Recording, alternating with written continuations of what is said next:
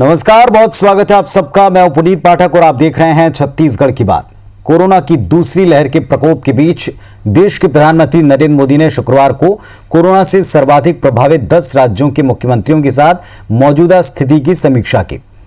Video conferencing से हुई यह बैठक ऐसे वक्त पर हुई जब देश के ज्यादातर राज्यों में अस्पताल में बिस्तरों की, आवश्यक इंजेक्शन की, ऑक्सीजन आपूर्ति को लेकर कुछ दिक्कतें हैं और ऐसे वक्त में जब देश में वैक्सीनेशन का अगला चरण 1 मई से शुरू होना है, जिसके तहत 18 वर्ष से ज्यादा उम्र के तमाम लोगों को टीका लगना है, तब छत्तीसगढ़ ने केंद्र के सामने कुछ मांगे रखी, सुझाव दिए। इन पर बात करेंगे और इस मीटिंग से क्या हासिल होगा, इस पर भी चर्चा होगी। पहले एक रिपोर्ट दिखाते हैं।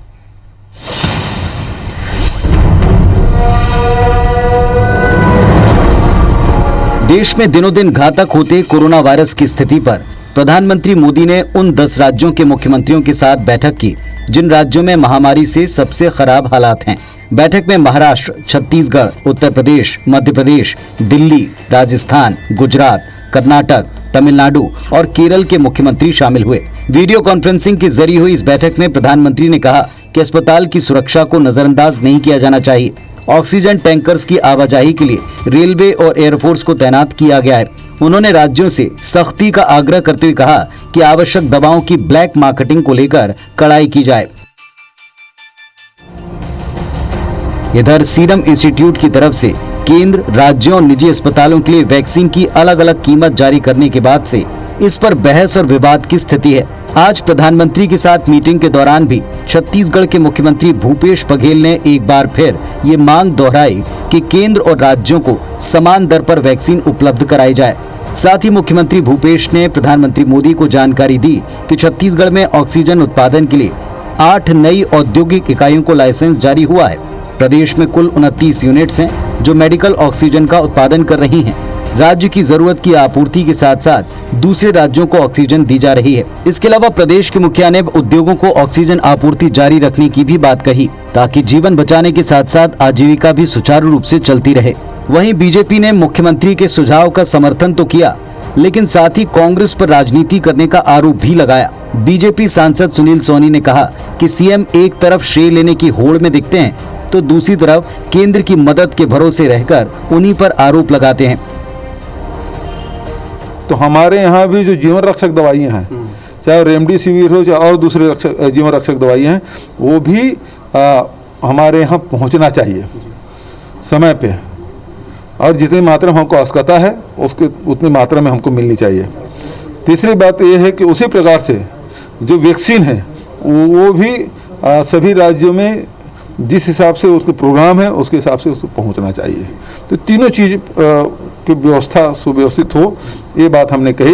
एक तरफ श्रेय लेने की होड़ में खड़े रहते हैं और दूसरी तरफ आरोप भी लगाते हैं और फिर कहते हैं कि भाजपा वाले राजनीति ना करें। तो आप करना क्या चाहते हैं पहले छत्तीसगढ़ के लोगों को बताएं, और सुझाव दे रहे हैं आप, अच्छी बात है। प्रधानमंत्री जी बैठक ही उसी के लिए बुला रहे हैं कि आपके सुझाव को कितना गंभीरता से लेकर जो है उस पर कितना अमल किया जा सकता है, उस पर भी केंद्र सरकार की गंभीरता है। लेकिन फिर कह रहा हूं, भूपेश जी राजनीति करने से बाज आए, ये राजनीति करने का समय नहीं है। वैसे न केवल छत्तीसगढ़ बल्कि देश के अन्य राज्यों ने भी एक देश एक टैक्स के दौर में दवा कंपनी के केंद्र और राज्यों को अलग अलग दर पर वैक्सीन देने पर सवाल उठाए।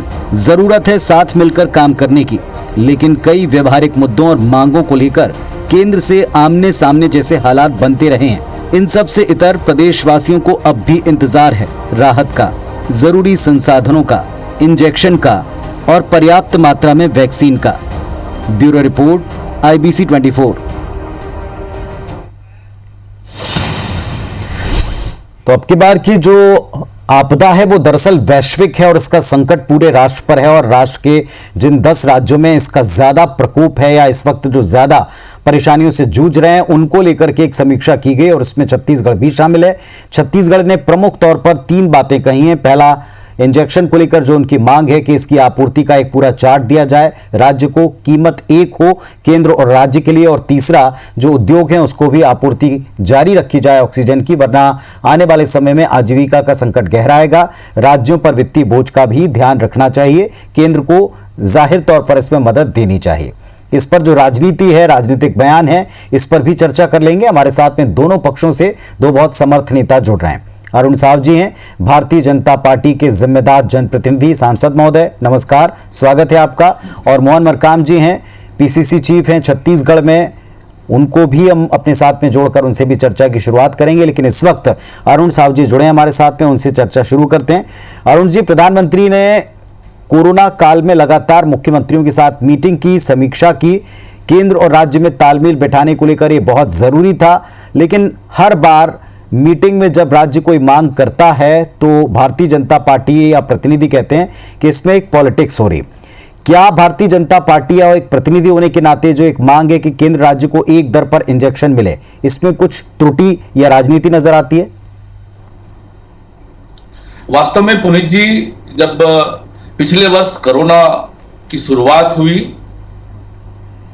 तब भारत सरकार ने और माननीय नरेंद्र मोदी जी ने फ्रंट में आकर देश का नेतृत्व किया और लगातार बैठकें की। मुझे ध्यान आ रहा है कि ये मुख्यमंत्रियों की 12वीं बैठक की है प्रधानमंत्री जी ने पिछले एक साल में, और लगातार राज्यों से बातचीत करके, उनसे सलाह करके, उनसे विचार विमर्श करके, और यही कारण था कि पिछली बार संयुक्त प्रयास जब किया गया और तब जाकर कोरोना से हम बहुत मजबूती से लड़ाई लड़े थे और जीत कर सफलता हासिल किए थे। जब लगातार राज्यों के मुख्यमंत्रियों ने, विशेष रूप से चाहे दिल्ली के मुख्यमंत्री हो, हमारे मुख्यमंत्री जी हो, इन्होंने लगातार कहा कि राज्यों को स्वतंत्रता मिले, राज्य अपना काम करेंगे और हम ज्यादा अच्छे से काम कर लेंगे, ऐसी बातें आई। तो धीरे धीरे करके राज्य सरकारों को उनके प्रदेश की भौगोलिक स्थिति के हिसाब से, वहां पर कोरोना के प्रभाव के हिसाब से काम करने की स्वतंत्रता दी और राज्यों ने सभी ने अपने अपने हिसाब से काम करना प्रारंभ किया। वास्तव में छत्तीसगढ़ के साथ स्थिति यह है कि राज्य सरकार पिछले कोरोना के प्रकोप के रुकने के बाद एकदम से हाथ पर सकेल कर बैठ गई, हाथ पर बांध कर बैठ गई और कोई भी तैयारी नहीं की। उसके कारण से ये भयावह स्थिति हुई है। मार्च तक सरकार की कोई तैयारी नहीं थी।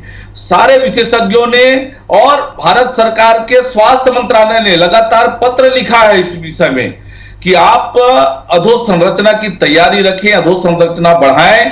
कोरोना की दूसरी लहर भी आ सकती है, तीसरी लहर भी आ सकती है और शायद चौथी लहर भी आ सकती है। ऐसी जब बातें विशेषज्ञों ने कही, भारत सरकार ने भी कही, लगातार पत्र लिखा, राज्य सरकार ने कोई तैयारी नहीं की और आज जब आग लगने के बाद कुआं खोदने की स्थिति है, लेकिन लगातार प्रयास करने की जरूरत है। हम सब मिलकर, जैसे पिछले बार संयुक्त प्रयास से हमने कोरोना को हराया था, मात दिया था, बहुत कम कैजुअलिटीज हुई थी अन्य देशों की तुलना में। आज भी इसी उद्देश्य से देश के यशस्वी प्रधानमंत्री जी ने जो 10 ज्यादा कोरोना से प्रभावित राज्य हैं उनके मुख्यमंत्रियों के साथ चर्चा की, बातचीत की और उसमें जो भी मुद्दे उठे हैं उन पर केंद्र सरकार विचार करके निश्चित रूप से आम लोगों के हित में निर्णय करेगी। और एक बड़ा निर्णय केंद्र सरकार ने आज फिर से किया है।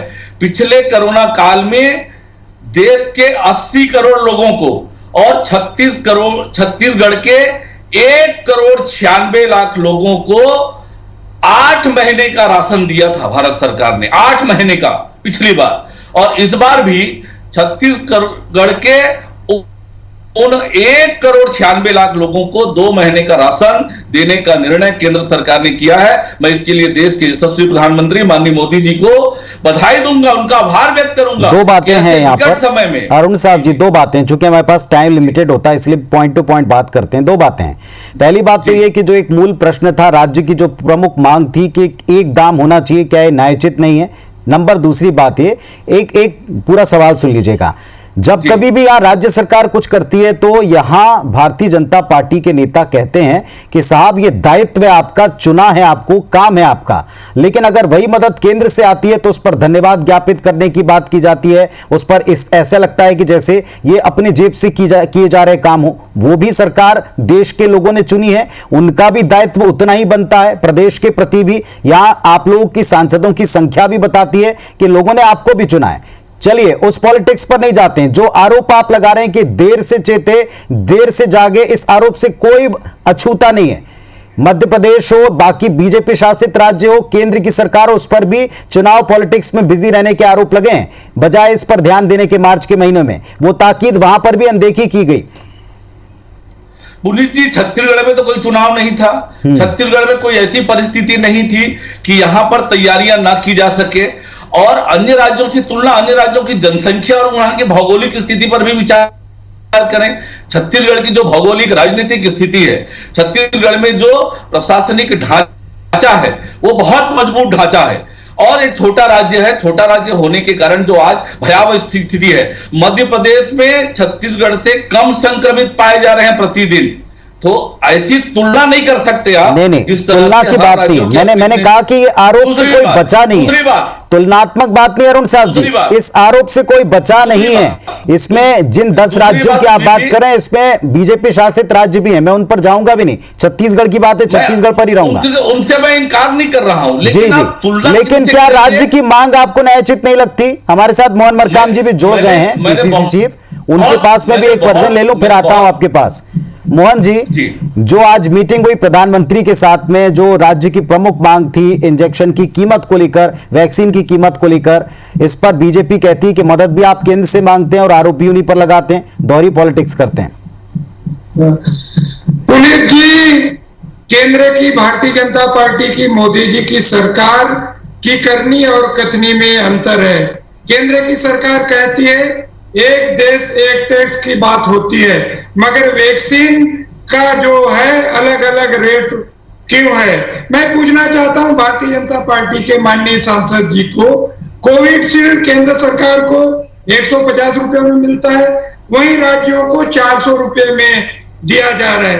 केंद्र सरकार इस विपदा में भी अवसर तलाश रही है। मेडिकल उपकरण, दवाई से लेकर 12% से लेकर 18% जीएसटी अलग से लगा रही है, राज्यों को कोई सुविधा नहीं दे रही है, जबकि केंद्र सरकार 65,000 करोड़ रुपया इस महामारी से लड़ने के लिए बजट में प्रावधान किया गया है। उसके साथ साथ CSR मद में लगभग 1 लाख करोड़ रुपया प्रधानमंत्री रिलीफ फंड में जमा हुए हैं। उसके साथ साथ छत्तीसगढ़ राज्य को केंद्र सरकार से जीएसटी एवं अन्य मदों से लगभग 24,000 करोड़ रुपए लेने हैं। केंद्र सरकार हमेशा राज्यों के साथ सौतेला व्यवहार कर रही है। केंद्र सरकार का जो रवैया है, जो कल तक कहते थे कि आज थाली दिया आरती जलाने से कोरोना भागेगा, और भारतीय जनता पार्टी के नेता रैलियों के माध्यम से गो कोरोना कह के रैलियां निकालते थे। मैं पूछना चाहता हूं सांसद महोदय जी को, क्या कोरोना इस 1 साल में भाग गया है? केंद्र सरकार के माननीय मोदी जी की सरकार के पास इतने अंधविश्वासी प्रधानमंत्री मैंने पहली बार देखा है। आज देश की जनता से कोई सरोकार नहीं है, एक राज्य को पाने के लिए लगातार रैलियां कर रहे हैं। पिछले साल नमस्ते ट्रम्प आयोजन करके अमेरिका के राष्ट्रपति को बुलाते हैं और 1 लाख से अधिक भीड़ बढ़ाकर कोरोना को पूरे देश में बढ़ा रहे हैं। तो कहीं ना कहीं केंद्र सरकार लगातार छत्तीसगढ़ के साथ भेदभाव कर रही है, मगर छत्तीसगढ़ की माननीय भूपेश बघेल जी की, लेकिन उनका आरोप है, मोहन मरकाम जी, उनका आरोप है कि यहाँ पहली वेव के बाद दूसरी वेव की सूचना पर भी सरकार ने अलर्ट होकर पहले से काम नहीं किया, ये आरोप है बीजेपी का। देखिए पुनीत जी, छत्तीसगढ़ की माननीय भूपेश बघेल जी की सरकार ने जब से कोरोना आया है तब से पिछले साल लगातार कोरोना से लड़ने के लिए योजनाएं बनाई, डॉक्टरों की नियुक्तियां की, उसके साथ साथ हमारे कोविड हॉस्पिटल बनाए जो लगातार अपने संसाधनों के माध्यम से बनाए। उसके साथ साथ प्रदेश की 18% आबादी को इसकी पहली खुराक दी जा चुकी है। स्वास्थ्य कर्मियों को 90% डोज दिया जा चुका है। फ्रंट लाइन के वर्कर्स को 84% लोगों को दी जा चुकी है और 45 वर्ष से अधिक आयु के व्यक्तियों का 69% कोरोना से बचाव के टीके लगाए गए, जो भारतीय जनता पार्टी के शासित राज्यों से कहीं ज्यादा है। हम पूरे देश में हम कह सकते हैं कि पहले नंबर में हम अपने संसाधनों। ठीक है अरुण साहब जी, आपने सुना जो बातें कर रहे हैं मोहन मरकाम साहब, सुना आपने, कमोबेश वही बात है। एक तो दाम को लेकर के बात है, राज्य का हक इसके बताया जा रहा है तमाम राज्यों को सामने रखते हुए, और दूसरी बात की जा रही है कि अगर ये आरोप लगेगा तो सब पर लगता है कि सबने सेकेंड वेव को शायद उतना तेजी से नहीं लिया जितना तेजी और जितनी गंभीरता से लेना चाहिए था। पुनीत जी, पहली बात तो मैंने स्पष्ट रूप से कही है कि आज जो बैठक में जो मुद्दे आए हैं उन पर केंद्र सरकार विचार करके उचित समय पर उचित निर्णय लेगी, चाहे जो भी एक वैक्सीन एक दाम की बात हो, वन नेशन वन दाम की बात हो, या अन्य जो मुद्दे हैं उन पर विचार करेगी। लेकिन माननीय मोहन मरकाम जी ने जो बातें कही है, केवल और केवल राजनीतिक आरोप प्रत्यारोप से यह छत्तीसगढ़ का भला नहीं होने वाला है। छत्तीसगढ़ की जनता ने कांग्रेस को दोनों हाथ से आशीर्वाद देकर भारी बहुमत से राज्य में सरकार बनाई है। आपने केंद्र के ऊपर आरोप पर आरोप मर दिया। वो क्रिकेट का जलसा जो आपने किया, जिसपे पूरे छत्तीसगढ़ के लोगों को फ्री में पास बांटकर बसों में भरकर आप लेकर आए, और उसके कारण से पूरे छत्तीसगढ़ में पिछली बार जिन क्षेत्रों में कोरोना नहीं हुआ था वहां पर भी आपने कोरोना फैलाने का काम किया। एक तरफ कोरोना फैलाने का काम किया, चाहे वो क्रिकेट आयोजन करके या मेलों का आयोजन करके, और दूसरी तरफ आपकी कोई तैयारी नहीं थी, एक भी तैयारी। स्वास्थ्य जो है राज्य का मामला है पुनीत जी, राज्य का मामला। राज्य ने एक भी बेड नहीं बढ़ाया, एक भी नए अस्पताल नहीं बनाए, एक भी नया लैब नहीं खोला, कुछ भी तो नहीं किया आपने, कोई तैयारी नहीं की। आज छत्तीसगढ़ की जनता इलाज के अभाव, लेकिन अगर ऐसा था अरुण साहब जी ऐसा था तो भरपूर आशीर्वाद सांसदों को भी मिला, केंद्र की सरकार बनाने में भी यहाँ के लोगों ने भरपूर योगदान दिया। यहाँ भी जो जनप्रतिनिधि हैं बीजेपी के विपक्ष, वो क्या कर रहा था? अगर वो नहीं कर रहे थे तो क्यों आवाज नहीं उठाई वक्त रहते? क्या प्रदेश की जनता के आप लोग उतने अपने नहीं हैं?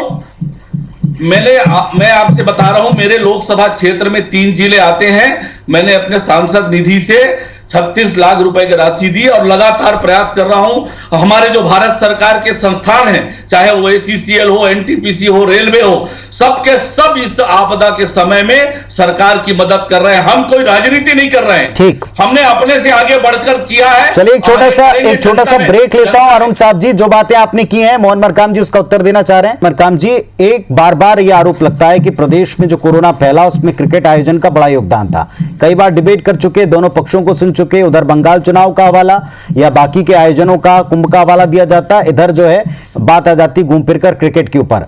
आज की मीटिंग से क्या हमको अचीव हो सकता है, क्या मिल सकता है प्रदेश को? प्रमुख डिमांड क्या रही, और इस एक दाम को लेकर के क्या स्पष्ट नीति आपको देश की सरकार की या प्रदेश बीजेपी इकाई की नजर आती है, यह आप बताएं।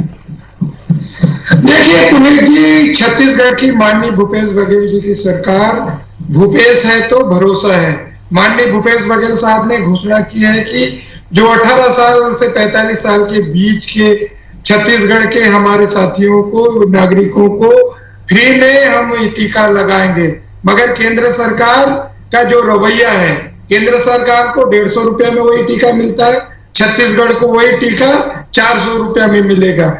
इससे दोहरा चरित्र हमको देखने को मिलता है। मैं पूछना चाहता हूं माननीय सांसद जी को, छत्तीसगढ़ में की जनता ने, भाजपा के 9 सांसद छत्तीसगढ़ की जनता ने दिए हैं। छत्तीसगढ़ के 9 सांसदों का योगदान छत्तीसगढ़ के जनता के लिए क्या है? क्या वे सांसद निधि या उनकी सैलरी छत्तीसगढ़ मुख्यमंत्री सहायता कोष में जमा कर रहे हैं? क्या इनका जो दोहरा चरित्र में छत्तीसगढ़ के सांसदों को और आदरणीय अरुण साहब से मैं पूछना चाहता हूं। माननीय भूपेश बघेल साहब को मैं धन्यवाद देना चाहता हूं। चिकित्सा क्षेत्रों में मानव संसाधन बढ़ाने के लिए सेवानिवृत्त डॉक्टरों और अन्य मेडिकल स्टाफ के साथ साथ नए डॉक्टरों की भर्तियां भी कर रही है।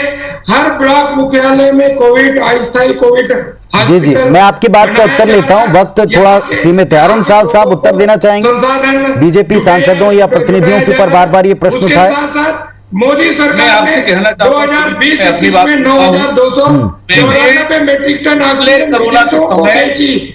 71 लाख रुपए की किल्लत हो रही है, चाहे गुजरात हो, मध्य प्रदेश हो, दिल्ली हो, ऑक्सीजन की किल्लत हो रही है।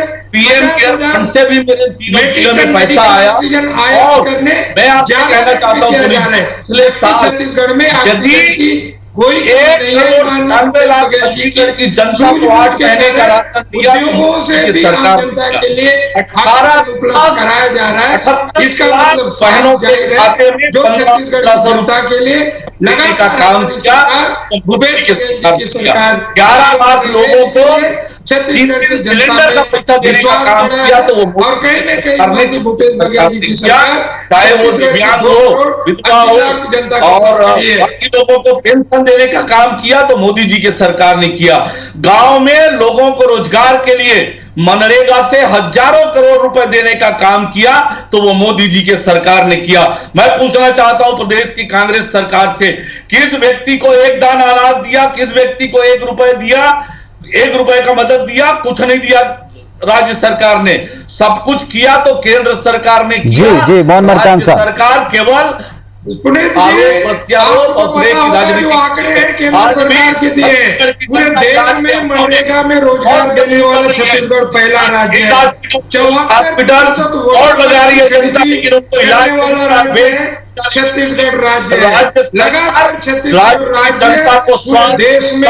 चलिए एक बार फिर ये दोहराना चाहेंगे अरुण साहब जी, मोहन मरकाम जी, आप दोनों बड़े वरिष्ठ नेता हैं और जनप्रतिनिधि हैं, जनता के बीच में रहते हैं। मोहन मरकाम जी, आप लोग जनता के बीच के प्रतिनिधि हैं। जब ये लगातार लिस्ट बताई जाती है, जाहिर तौर पर जनता के लिए दोनों पक्ष मिलकर काम कर रहे हैं, साथ की आवश्यकता है, लेकिन दायित्व दोनों का है, एक दूसरे को याद भी दिलाते हैं। और यह बात खुद भी शायद याद रखना चाहिए कि दायित्व है, चाहे केंद्र की सरकार हो चाहे राज्य की सरकार हो, जनता दोनों से उतनी जुड़ी है और उतनी मदद दोनों से चाहती है। इस मीटिंग का फल क्या मिलता है? क्या हमको राज्य को या राज्य को मांग के अनुपात में जो चीजें संसाधन के तौर पर, इंजेक्शन के तौर पर मांगे जा रहे हैं, जो राहत मांगी जा रही है वो मिलती नहीं मिलती? इस पर नजर दोनों पक्षों पर बराबर प्रदेश की जनता की बनी हुई, क्योंकि प्रदेश की जनता इस वक्त परेशान है और हालात से जूझ रही है, सरकार के साथ मिलकर काम करना चाहती। बहुत शुक्रिया आप दोनों का, नमस्कार।